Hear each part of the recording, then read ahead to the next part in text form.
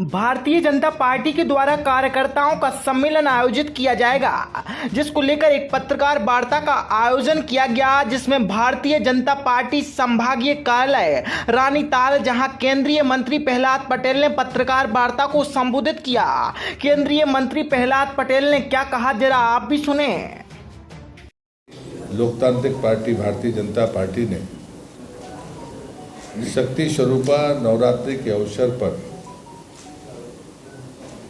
संकल्प लिया है कि हम त्रिदेव के शक्ति सम्मेलन 17, 18 और 19 तारीख को करेंगे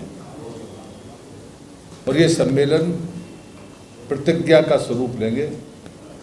पहले चरण में हम मंडल स्तर से ये कार्य प्रारंभ करेंगे और उसके बाद बूथ स्तर पर बूथ विजय प्रतिज्ञा का कार्यक्रम हम संपन्न करेंगे। हमारा संकल्प है गरीब कल्याण, महिला सशक्तिकरण और उनके सम्मान के लिए अनवरत कार्य करना। और से ये त्रिदेव के जो हमारे शक्ति सम्मेलन होंगे वो इस बात की प्रतिज्ञा करेंगे बूथ तक जाकर कि हम अपने लक्ष्य के प्रति अथक परिश्रम के साथ संपूर्ण मतदान का लक्ष्य प्राप्त करके 3 दिसंबर को भारतीय जनता पार्टी की ऐतिहासिक विजय सुनिश्चित करेंगे। मित्रों, मैं दूसरी बात ये कहना चाहता हूं कि हमारी प्रतिज्ञा, उन प्रतिज्ञाओं में हम 10 बातें कह सकते हैं। पहली प्रतिज्ञा है देश के यशस्वी प्रधानमंत्री मोदी जी के नेतृत्व को और उनके जनहितैषी गरीब कल्याण के कार्यक्रमों के प्रति समर्पण की प्रतिज्ञा। दूसरा है कि जो 20 साल जो कार्यकाल है भारतीय जनता पार्टी का, उसमें 18 साल से अधिक जो हमारी सरकार चली है उसके अच्छे कार्यों का उनके प्रति हमारी प्रतिज्ञा होगी। तीसरी प्रतिज्ञा जो मैंने पहले भी कहा है कि सतत गरीब कल्याण की हमारी प्रतिज्ञा है। महिला सशक्तिकरण में मध्य प्रदेश ने जो अगुवाई की है, चाहे वो लाडली बहना हो, चाहे बच्चियों को शिक्षा से लेकर उनको संसाधन देने की बात हो, उनके सम्मान की बात हो, उस पर सतत कार्य करने की हमारी अपनी प्रतिज्ञा है। हम परिवारवाद, तुष्टीकरण और जो लोग नैतिक मूल्यों के खिलाफ भी बोलने का साहस जुटा लेते हैं, सनातन के खिलाफ बोलने का साहस जुटा लेते हैं, उसके विरुद्ध लड़ने की प्रतिज्ञा भी अपने मतदान केंद्रों पर लेंगे। साथ ही भारतीय जनता पार्टी का जो कार्यकर्ता है वो हमेशा से अपने उस मंत्र के साथ काम करता है जो आदरणीय प्रधानमंत्री ने कहा है, सबका साथ, सबका विकास, सबका विश्वास और सबका प्रयास। समाज की मजबूती का एक ही आधार है कि हम देश की अपनी इस प्रतिष्ठा को, जो दुनिया में आज सर्वोच्च स्थान की तरफ आगे बढ़ रही है, देश के ताकतवर देश भी आज हमारे नेतृत्व को स्वीकार करते हैं। इसलिए हमारी जो पहली प्रतिज्ञा है वो मोदी जी के नेतृत्व की प्रतिज्ञा है।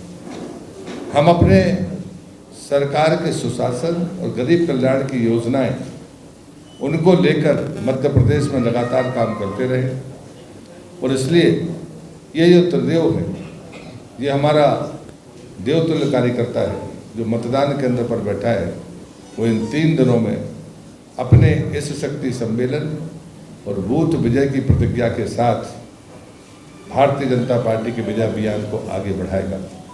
एक प्रतिज्ञा और है जो कांग्रेस के भ्रष्टाचार के खिलाफ है, कांग्रेस के तुष्टीकरण के खिलाफ है, कांग्रेस के परिवारवाद के खिलाफ है, कांग्रेस के द्वारा किए गए उन भ्रष्टाचारी आचरण के विरुद्ध है जिसने हमेशा भय, लालच और तुष्टीकरण की राजनीति की है। कल की जो सूची है उसमें परिवारवाद साफ दिखता है। जब पार्टी उनसे सवाल करती है तो वो कहते हैं कि वो अपना घर देखें। भारतीय जनता पार्टी के लोगों, कार्यकर्ताओं को घर नहीं देश देखने की आदत है और इसलिए हम मानते हैं कि ये नासूर है परिवारवाद, नासूर है तुष्टीकरण और नासूर है ऐसी बातें जो सनातन को समाप्त करने तक की सीमा तक चली जाती है। और इसलिए मैं इस अवसर पर भारतीय जनता पार्टी के इस लक्ष्य के प्रति आपके माध्यम से देश और प्रदेश को जानकारी देने के लिए मैंने आपसे संवाद किया है। यदि आप कोई बात पूछना चाहेंगे तो मैं जरूर जवाब दूंगा। एक चुनाव के वक्त पर अभी देखते हैं कि पार्टियों में किसी भी पार्टी की जो छोड़ते हैं दूसरी पार्टी में जाते हैं, दल बदल की जो प्रक्रिया है किसी पार्टी की, पहले आपकी पार्टी की बात नहीं कर रहा, सभी पार्टी में चुनाव के वक्त पर जो दल बदल होता है उससे कितना प्रभाव मतदाताओं पर पड़ता है, चुनाव पर पड़ता है, आपका अनुभव क्या है? आज अनुभव शेयर करने का दिन नहीं है, इसके लिए कभी डिबेट हो सकती है, लेकिन मैं इसको अच्छा नहीं मानता। बनागर में भी पूर्व विधायक कहा कि पार्टी ने उन्हें सम्मान नहीं दिया और अखाड़ा ही उनका टिकट काटा गया जबकि वो जीते थे। ये कह रहा है कि दौलतमंदों की पार्टी मैंने देखा नहीं है तो मैं सम्मान तो मैं टिप्पणी नहीं करूँगा, बहुत वरिष्ठ नेता है हमारा। अगर उनकी कोई राय होगी तो पार्टी के फोरम पर वो कहेंगे।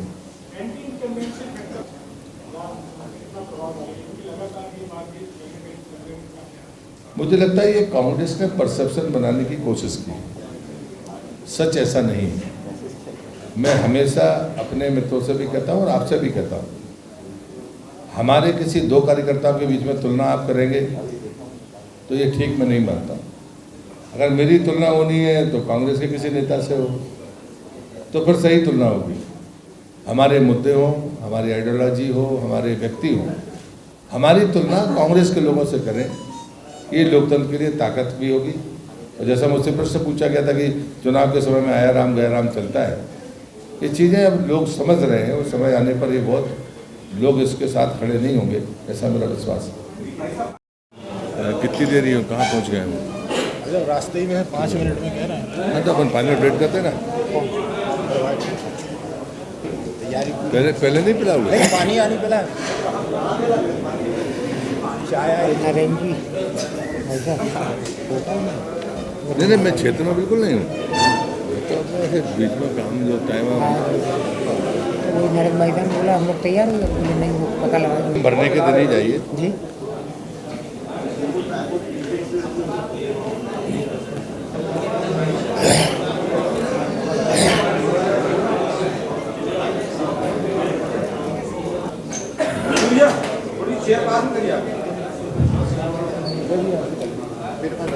क्यों इधर बताने में क्या दिक्कत है? लोग छुपा है ना।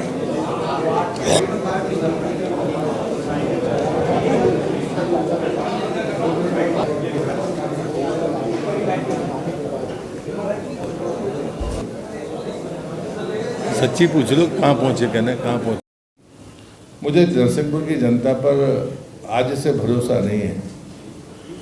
मैं पैदा वहाँ पर हुआ, मैंने वहाँ से दलीय राजनीति शुरू की, अच्छे और बुरे दोनों समय आप सब ने देखे हैं, लेकिन वहाँ के लोगों ने मेरा कभी साथ नहीं छोड़ा।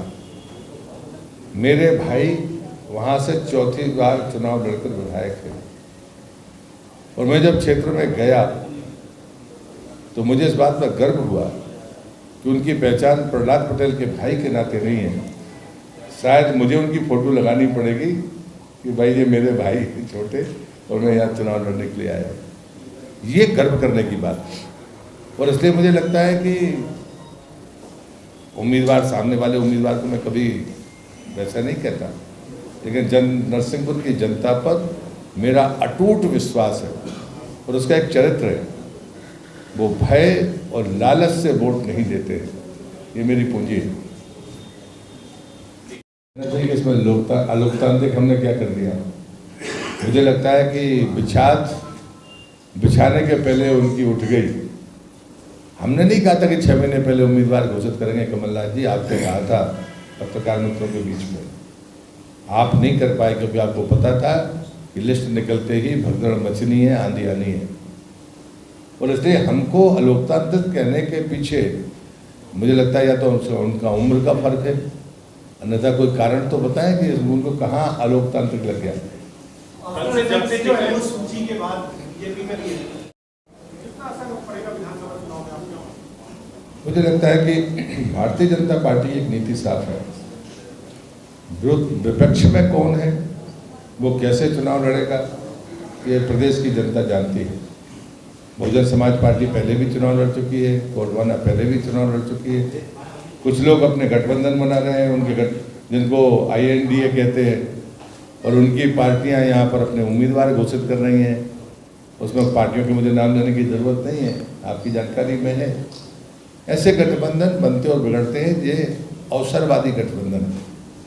कितना नुकसान पहुंचाएंगे तो भारतीय जनता पार्टी को इसमें कहीं नुकसान हमको इसलिए नहीं दिखता क्योंकि हमारा काम है विकास के नाम पर वोट मांगना और हमारी वैचारिक जो निष्ठा है जिसका आधार कार्यकर्ता है, और इसलिए मैंने त्रिदेव की बात आपसे कही है, बूथ विजय प्रतिज्ञा की बात की।